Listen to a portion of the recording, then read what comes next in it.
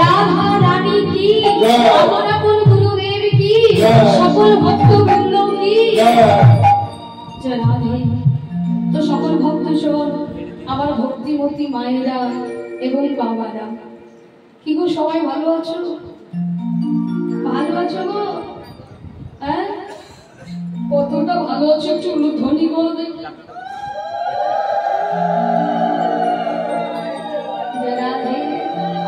তাহলে ভালোই আছে। গরম জল তো আজকে কমে গেছে না, বৃষ্টি হয়েছে, তাহলে ভালোই আছে। যে রাধে।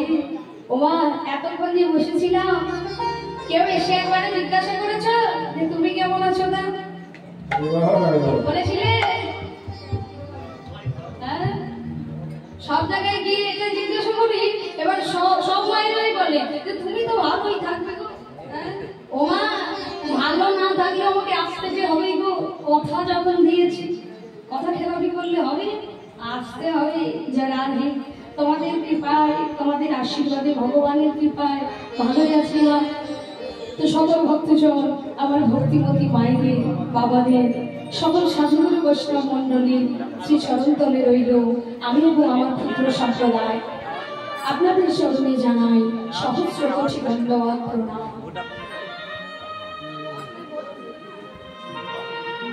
কীর্তন জগতের সর্বকনিষ্ঠা, জ্ঞানহীন, ভক্তিহীন, অধমা আমি মন্দিরা ঘোষ।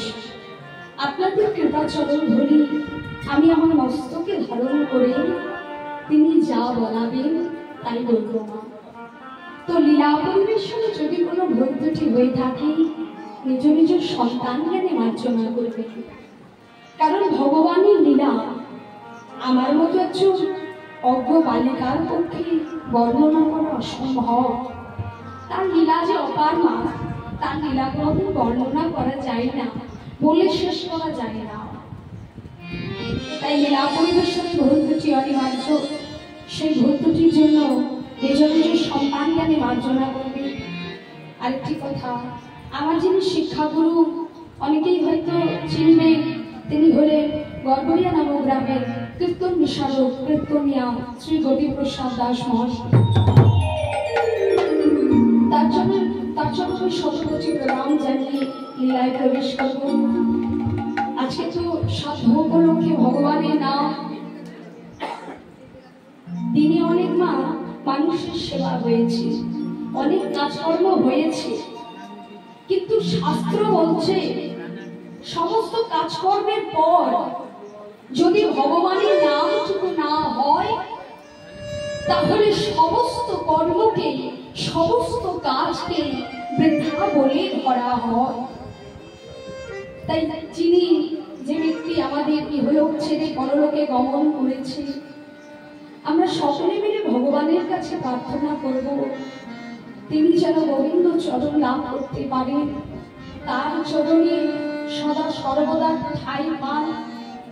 এবং যে ব্যক্তি আজকে আমাদের ইহলোক ছেড়ে পরলোকে গমন করেছেন, তার উদ্দেশ্যে আমরা সকলে মিলে একবার বলবো মা নিতাই গৌর প্রেমানন্দে হরি বল, হরি বল, হরি বল, হরি বল, হরি বল। আজকে লীলার বিষয়বস্তু, ভজনের বিষয়বস্তু ভগবান শ্রীকৃষ্ণের শ্রী নৌকা বিলাস লীলা। এটা হচ্ছে মা দিবা লীলা, দিনের বেলাকার লীলা, মধ্যাহ্নকালীন লীলা। তাই রামকৃষ্ণ দুটি ভাই সখাগুলো সঙ্গে গোষ্ঠী নিয়ে শ্রী যমুনার তীরে নিপতরু ছায়ায় আছি বিনোদ খেলা খেলছে। এই যে এদিকে মা যে আসছে তাকে আসতে দাও, ওদিকে মন দিয়ে লাভ নেই। রাধে, ওদিকে মন দিয়ে ফাঁকে পড়ে যাবে, কিন্তু লীলার কিছু বুঝতে পারবে না। তাই সমস্ত ব্রজবালক সঙ্গে প্রতিদিনের ন্যায় আজকে গোবিন্দ আমার গোষ্ঠ প্রচারণে গিয়ে আজকে বিনোদে খেলা খেলছে। কেমন করে খেলছে মা?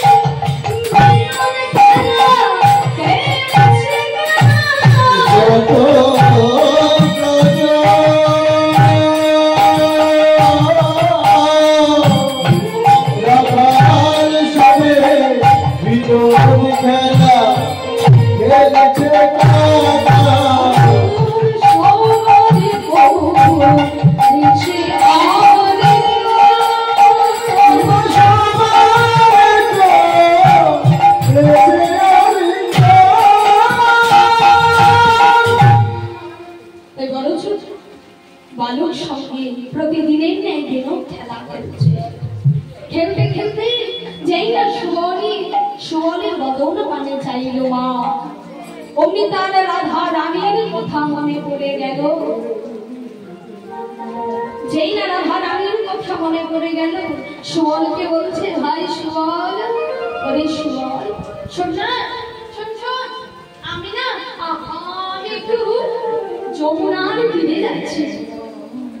সুবলের বদন পানে চেয়ে রাধা বদন মনে পড়েছে তো, তাই এই বলছে যমুনার তীরে যাচ্ছি। বলি ভাই সুবলের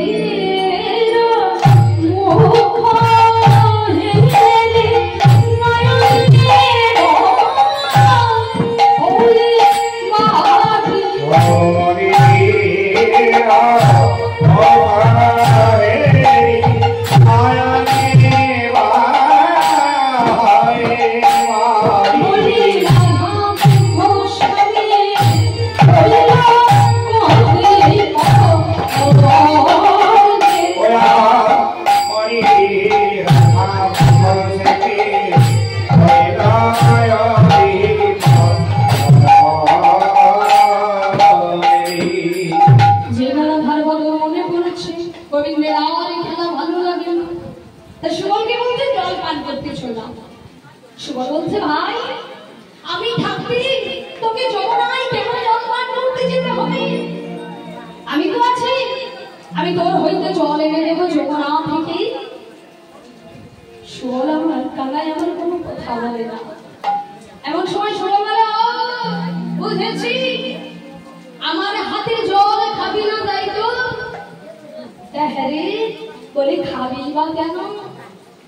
এখন আবার তুই ঠাকুর হয়েছিস, আর আমরা তো সেই গোয়ালার ছেলে ভাই।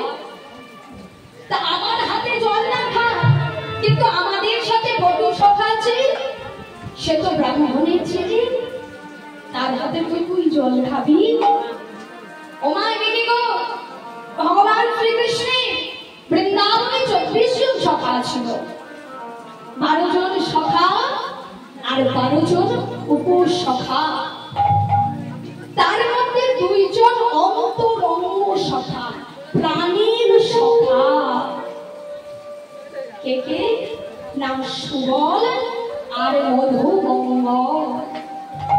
মাগো, এই জগৎ সংসারী প্রাণীর বন্ধু সবাই হতে পারে না, সবাই প্রাণীর বন্ধু হতে পারে না। প্রাণীর বন্ধু কারা? না যারা তোমার বিপদেও তোমার পাশে থাকবে, তারাই তো প্রাণীর বন্ধু। আমাদের কলিজীবের বন্ধুত্ব হচ্ছে স্বার্থের বন্ধুত্ব। কেন না? টাকা পয়সা থাকলে সে তোমার বন্ধু, আর টাকা পয়সা না থাকলে সে তোমার দিকে একবার চেয়েও দেখবে না। তাহলে কলিযুগের বন্ধুত্ব হলো স্বার্থের বন্ধুত্ব, কিন্তু ভগবানের বন্ধুত্ব সে যে অপার বন্ধুত্ব গো।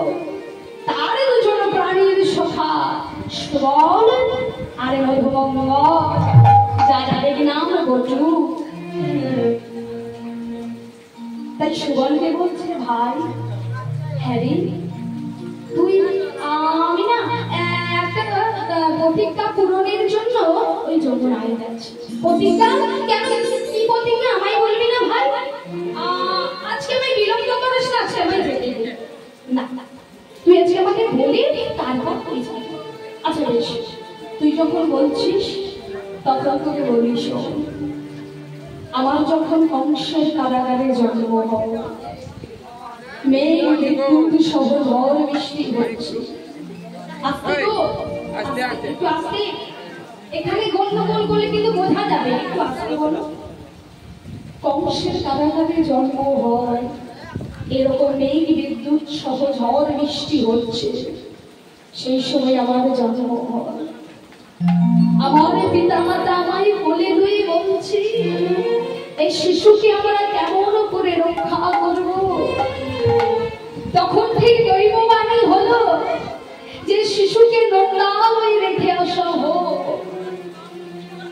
আমার পিতা আমায় কোলে লই ওই যমুনার দিকে গমন করলে, যমুনায় গিয়ে দেখছে ভরা যমুনা কিভাবে পার হবে। তাই মা যোগমায়াকে ডাকছে, যোগমায়া মা গো, আমারই তুমি পারের উপায় বলে দাও। যোগমায়া মা তখন একটা শিয়ালের রূপ ধারণ করলে, শিয়ালের রূপ ধারণ করলে, শিয়ালের রূপ ধারণ করে যমুনায় হেঁটে চলেছে। আর তার পশ্চাৎ আমার পিতা অনুগামী হলে, যেইটা যমুনার বক্ষ দিয়ে বেরিয়ে যাচ্ছে, যমুনা উঠলে উঠে বলছে কি আমার বক্ষ দিয়ে পার হয়ে যাও। এত আনন্দ আমি কোনোদিন পাই না। কত দেবদেবী, কত মহাপুরুষ আমার বক্ষ দিয়ে পার হয়ে যায়, এত আনন্দ আমি পাই না। কোন মহাপুরুষ আমার বক্ষ দিয়ে পার হয়ে যাও, একবার আমার আলিঙ্গন দিয়ে যাও। তখন আমি যমুনার মনোবাসনা পূরণ করবার জন্য পিতার কোল হইতে ঝাঁপিয়ে পড়লাম যমুনা। এবার যমুনা আমাকে দিয়ে ছাড়তেই চাই না। আমি যমুনাকে বলছি, দেখো যমুনা, আমার পিতা কত কাছে, তুমি তুমি আজকের মতো আমায় যেতে দাও। আমি তোমায় কথা দিলাম, আমি রাধা বিনোদিনী সহ যুগলে তোমায় আলিঙ্গন দিয়ে যাব। ভাই, সেই প্রতিজ্ঞা পূরণের দিন আজ এসে গেছে ভাই। আজ আমায় বিলম্ব করিস না, আজ আমায় যেতে দে। এই মা যমুনা, যমুনার কথা একটু ছোট্ট করে বলি মা। এই হচ্ছে একমাত্র নদী, যে নদী কিনা গোবিন্দ চরণ পেয়েছিল। দেখবে মা, ভগবান যত যত লীলা করেছিল, জীব শিক্ষার জন্য যত লীলা ভগবান করলেন, সব লীলাতে একটা নদীর উল্লেখ আমরা পেয়ে থাকি। না কি নদী? না সেটা হলো যমুনা নদী। এই যমুনা নদী কি গোবিন্দ চরণ পাওয়ার জন্য অনেক কষ্ট করতে হয়েছিল। কেমন কষ্ট? না কেমন কষ্ট একটু বলি শোনো। দক্ষ রাজার যজ্ঞে যখন ভোলানাথকে আহ্বান জানানো হয় এবং অপমান করা হয় ভোলানাথকে, অপমানিত হয়ে ভোলানাথ সেখান থেকে চলে যান। আর সেই অপমান সহ্য করতে না পেরে সতীমা দেহ ত্যাগ করলেন। সৃষ্টি স্থিতি যখন প্রলয়, সব দেবতারা আশ্রয় নিল বিষ্ণুর কাছে। বিষ্ণু তখন বললেন কি মা, না তার সুদর্শন চক্রটি পাঠিয়ে দিলেন। সুদর্শন চক্র ছুটতে ছুটতে চলল এবং সতী মায়ের দেহকে 51টি খণ্ডে বিভক্ত করে দিল। মাগো, আমরা সতী মায়ের 51টি পীঠস্থানের কথা জানি, তাই না মা? ওমা জানি না, থাকি না বলতে হবে তো। পীঠস্থানের কথা, 51টি পীঠের কথা জানি। ভারতবর্ষের নানা জায়গায় এই মায়ের খণ্ড পড়ল। আমাদের বীরভূম এমন জায়গা যেখানে কিনা মায়ের 5টি খণ্ড পড়ল, মায়ের 5টি পীঠস্থান আছে। বীরভূমে 5টি পীঠস্থান কোথায় কোথায় বলতে পারবে? কোথায় গো? একটা বলো। হ্যাঁ, কঙ্কলিতলা। 2 বক্রেশ্বর, 3 ফুল্লরানাথ, 4 ললাটেশ্বরী, 5 নন্দকিশোরী তলা। 5টা পীঠস্থান পাওয়া গেল মায়ের। এবার সতী মায়ের দেহকে তো 51টি খণ্ডে বিভক্ত করা হলো, কিন্তু তাতে ভোলানাথের যে ক্রোধ, যে রাগ, সেটাকে শান্ত করা গেল না। তখন সকল নদীদের ডাকা হলো মা।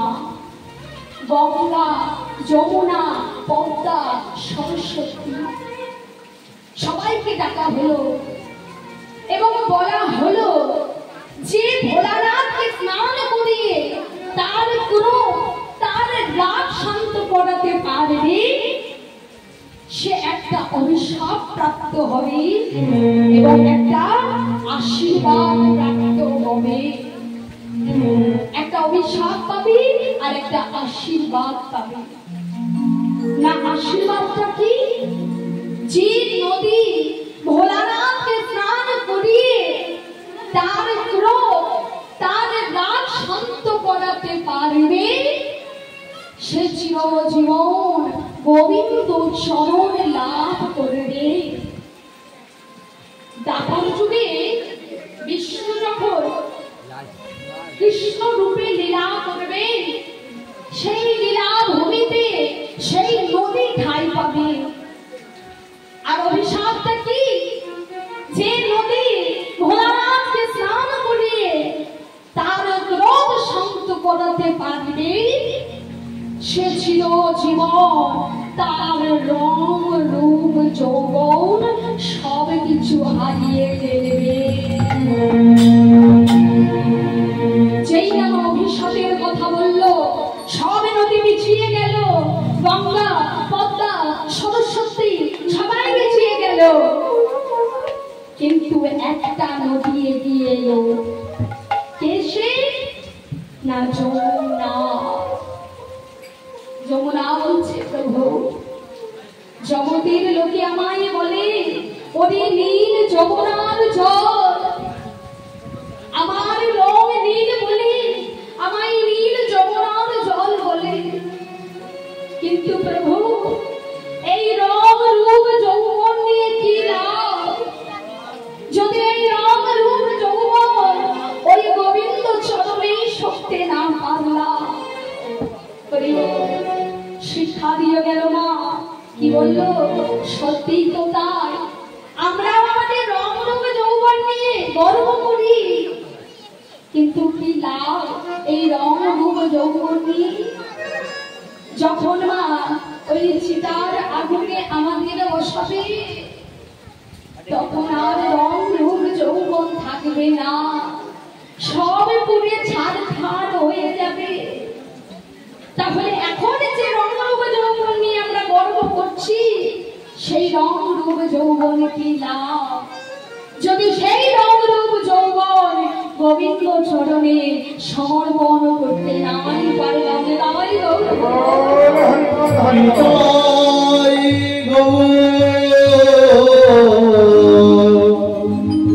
হরি হরি গো।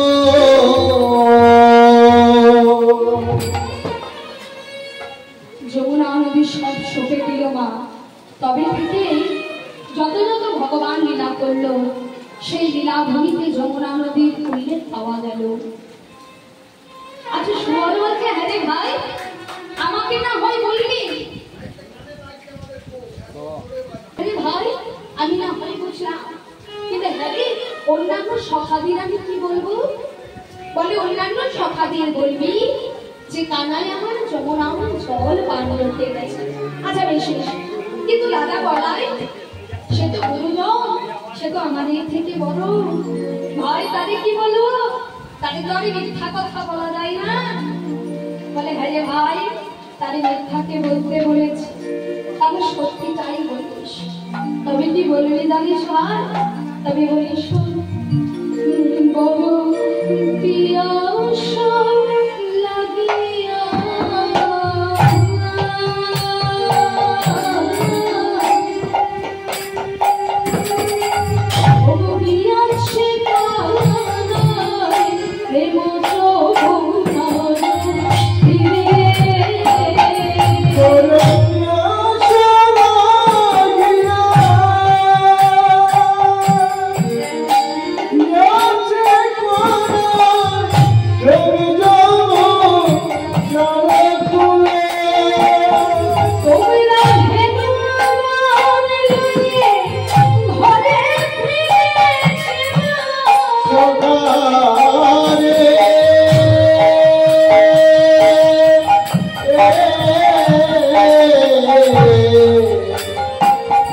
সুবল সকালে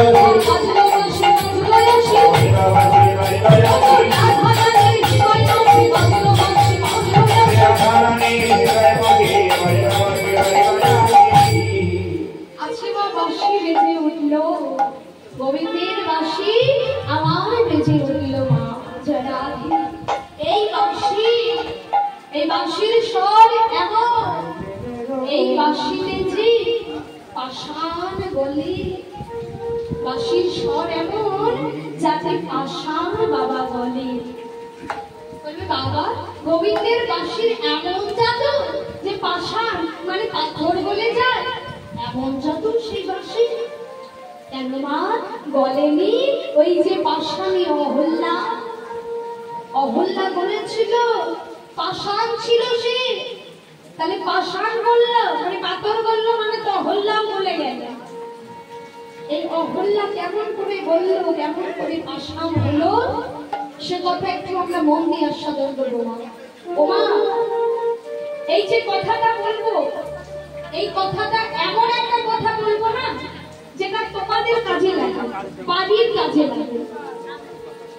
একটু মন দিয়ে শুনবে মা, এটা তোমাদের বাড়ির কাজে লাগে, একটু মন দিয়ে আস্বাদন করবে না। এই অহল্যার কথা বলবো। সত্য যুগে এক মুনিবর ছিল মা, যার নাম ছিল গৌতম মুনি। সেই গৌতম মুনির স্ত্রী ছিল অহল্যা এবং তাদের পরম শিষ্য ছিল দেবরাজ ইন্দ্র। ইন্দ্র ছিল তাদের পরম শিষ্য। এই দেবরাজ ইন্দ্র জীবনে অনেক পাপ কাজ করেছিল মা। না সব থেকে বড় পাপ কি করেছিল জানো? সব থেকে বড় পাপ কাজ করলো না, তার গুরুমার দিকে কুদৃষ্টি ফেললো, কুনজর ফেললো, গুরুমার দিকে কুনজর ফেললো মা। এত বড় পাপ কাজ করে ফেললো। সে মনে মনে চিন্তা করছে যে আমার গুরুমা সবার থেকে দেখতে ভালো, তাই গুরুমাকে আমাকে পেতে হবে।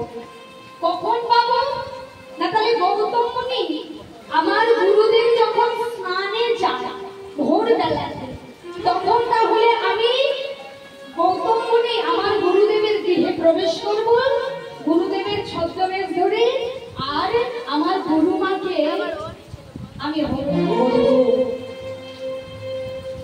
এই বলে মা এই বাসনা করলো।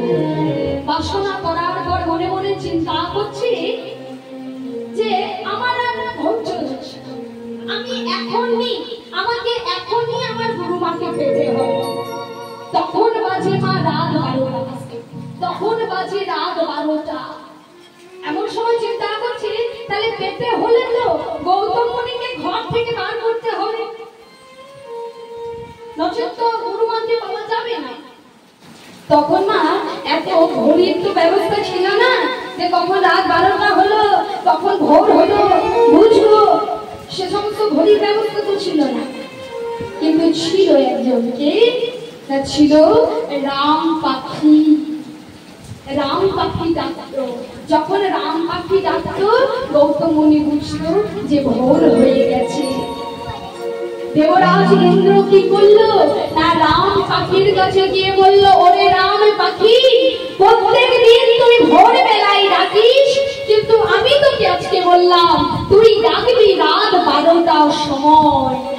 তুই যদি রাত 12টার সময় না ডাকিস তোকে আমি প্রাণে মেরে ফেলব। বলে গেল মা। রাম পাখি কি করলো, প্রাণের ভয়ে রাত 12টার সময় ডেকে উঠল।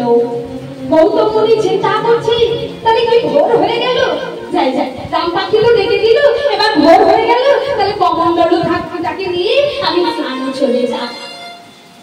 কিন্তু ভোর তখন হয়নি, তখন বাজে কটা না রাত 12টা। ভোর হয়নি মা, চলে গেল কমণ্ডলটাকে নিয়ে স্নানে। এদিকে দেবরাজ ইন্দ্র কি করলো, ওই গৌতম মুনির ছদ্মবেশ ধারণ করে দরজায় কড়া নাড়া দিচ্ছে, অহল্যাকে ডাকছে, অহল্যা অহল্যা দরজা খোলো। যেমন করে গুরু বাবা ডাকে তেমন করে নাম ধরে, কত বড় আস্পর্ধা, গুরু মায়ের নাম ধরে ডাকছে, অহল্যা দরজা খোলো। অহল্যা যেই না দরজা খুললো, বলল, স্বামী তুমি তো স্নানে গেছিলে, তুমি এত তাড়াতাড়ি ফিরে এলে না? অহল্যা, আমি স্নানে যাওয়ার আগে আমার মনের বাসনা জাগলো যে আমি তোমার কাছে সেবা নেব। অহল্যা, আমার একটু সেবা দেবে, তারপর না হয় স্নানে যাব। বেশ তো স্বামী, কেন দেব না, তুমি আমার স্বামী, তোমাকে কি সেবা না দিয়ে থাকতে পারি? এসো। এই বলে না অহল্যা যেই না সেবা দিচ্ছি, এদিকে প্রকৃত গৌতম মুনি মনে মনে চিন্তা করছে, আচ্ছা আমি কি ভুল সময়ে চলে এলাম না? কারণ ভোর হলে তো এত ঘুটঘুটে অন্ধকার থাকবে না, থাকবে না। ভোর হলে তো একটু আলো দেখা যাবে, এত ঘুটঘুটে অন্ধকার থাকবে না। তাহলে তাহলে আমি কি ভুল সময়ে চলে এলাম? আচ্ছা একবার বাড়িতে গিয়ে দেখি না। আমি বোধহয় 12টার সময় রাত্রি বেলায় চলে এসেছি, একবার বাড়ি ফিরেই দেখি। এই বলে মা বাড়ি ফিরে গেল। দরজায় কড়া নাড়া দিল, অহল্যা দরজা খুললো। অমনি দেখলো কি গৌতম মুনি অহল্যা পর পুরুষের সঙ্গ করছে। চিৎকার করে বলে উঠল, অহল্যা ছি ছি ছি ছি, তুমি তুমি আমার স্ত্রী হয়ে তুমি পর পুরুষের সঙ্গ করছো, তোমার লজ্জা করে না? কে তুমি? অহল্যা বলে উঠল, কে তুমি? তুমি মহরূপী, তুমি আমার স্বামী নও। এই তো আমার কাছে আছে, এটা আমার স্বামী না। অহল্যা চোখটা খুলে ভালো করে দেখো, ও তোমার স্বামী নয়, আমি তোমার স্বামী, ও হলো বহুরূপী। ঠিক আছে, এখনই প্রমাণ হয়ে যাবে কে বহুরূপী আর কে তোমার স্বামী। কমণ্ডল থেকে জল নিয়ে যেই না ছিটিয়ে দিল, দেবরাজ ইন্দ্র নিজের রূপে ফিরে এলো। গৌতম মুনি বলে বলেছে, শেষে কিনা তুমি আমার শিষ্য হয়ে তোমার গুরু মায়ের দিকে কুদৃষ্টি ফেললে। একটা সামান্য বস্তুর জন্য, একটা কামনার জন্য তুমি ছুটে এলে এখানে। আমি তোমায় অভিশাপ দিলাম, যে বস্তুটার জন্য তুমি এখানে ছুটে এসেছো, তোমার সারা অঙ্গে সারা দেহে জনি চিহ্ন হয়ে যাবে। সারা দেহে জনি চিহ্ন হয়ে গেল। মা লজ্জায় মুখ দেখাতে পারল না, বস্ত্র ঢাকা নিয়ে দেবরাজ ইন্দ্র ঘুরে বেড়াতো। এমন সময় গৌতম মুনি অহল্যাকে বলে উঠল, অহল্যা পাপ শুধু দেবরাজ ইন্দ্র করেনি, পাপও করেছো তুমিও। তাই আমি তোমায় অভিশাপ দিলাম, তুমি পাষাণ হয়ে যাবে, পাথর হয়ে যাবে। অভিশাপ দিয়ে দিল মা। সঙ্গে সঙ্গে অহল্যা পাথর হয়ে গেল, পাষাণে পরিণত হয়ে গেল। এমন সময় এই যে মা গুরুমার শিষ্যের যে মিলন হয়েছিল, সেই মিলনের একটা ফল আছে, তাই না মা? মিলনের একটা ফল হয়। তা কি ফল না, ওই যে পাষাণ হয়ে গেল অহল্যা, ওই পাষাণে অহল্যার কাছ থেকে একটা শেওড়া গাছ বেরিয়ে এলো। শেওড়া গাছ ও মা আমাদের বাড়ির চালে কিংবা ছাদে দিতে হয় না, শেওড়া ডাল দিতে হয় না? বৈশাখ মাসে নতুন মেঘের শুরুতে কত তারিখ? 13ই বৈশাখ। 13ই বৈশাখ শেওড়া ডাল দিতে হয়। কেন দেয় গো? বাদ যাতে না পড়ে। কেন বাদ করবে না?